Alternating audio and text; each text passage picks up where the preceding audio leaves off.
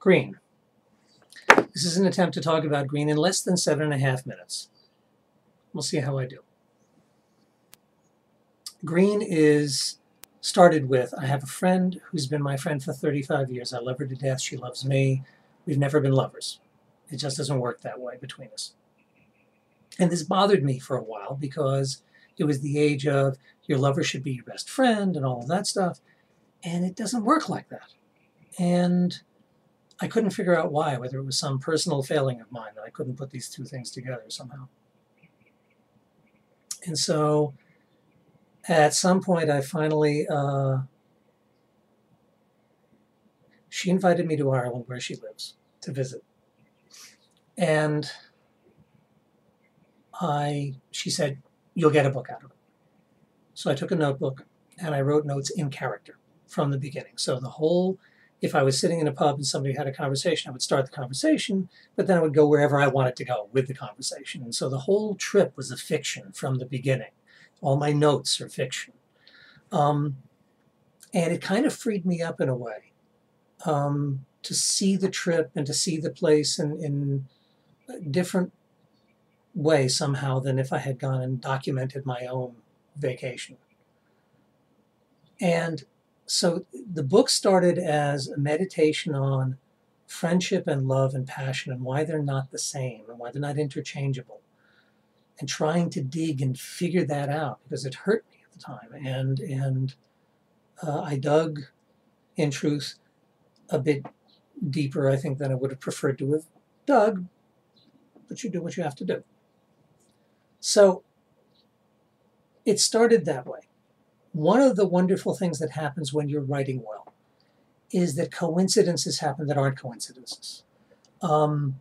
Things drop in your lap that had no business dropping in your lap. I went to Dublin for a day on my own, and I'm wandering around, and there was something missing from the book. There was something that I was getting a feeling for that I couldn't put my finger on in Ireland.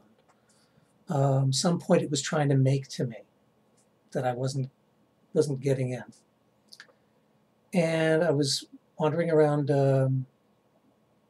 Trinity College, and right across the street there's this desk where they were protesting the use of Shannon Airport for taking troops back and forth to Iraq. And I went to talk to the woman who was at the desk. I'm not sure why, just because it was there. We had about a 15-20 minute conversation, and by the end of that I had a character. And I had another theme, which was dignity. We live in a world where dignity has been completely overthrown. Greed has overrun everything, but it's certainly overrun the idea of human dignity. We don't value anything in this world anymore unless we can count it. And that means we've thrown over everything that actually has any real value. So I started looking at the trip and at Ireland, and then at my own country through that prism. And that's the other meaning of green. And I went back a year later and spent a day with that same woman who took me through all the points of the march that had happened. 10 million people in the world marched in Rome and London and Paris and Dublin and probably, I think, also in Stockholm and New York. 10 million people marched against the war in Iraq a month before it happened, which is something that had never happened in world history before. And countries that called themselves democratically elected shrugged their shoulders and went on with their preparations. And so I started thinking about that, not just in terms of war, but in terms of the lives we live, in terms of business and what we're forced to do now just to make a living in this world. And the thing I started seeing in Ireland was an America that I remembered from my childhood, an America that was a different size. It was a human-sized country. And I started recognizing a kind of interaction and a kind of safety net that people provided for each other that America no longer provided.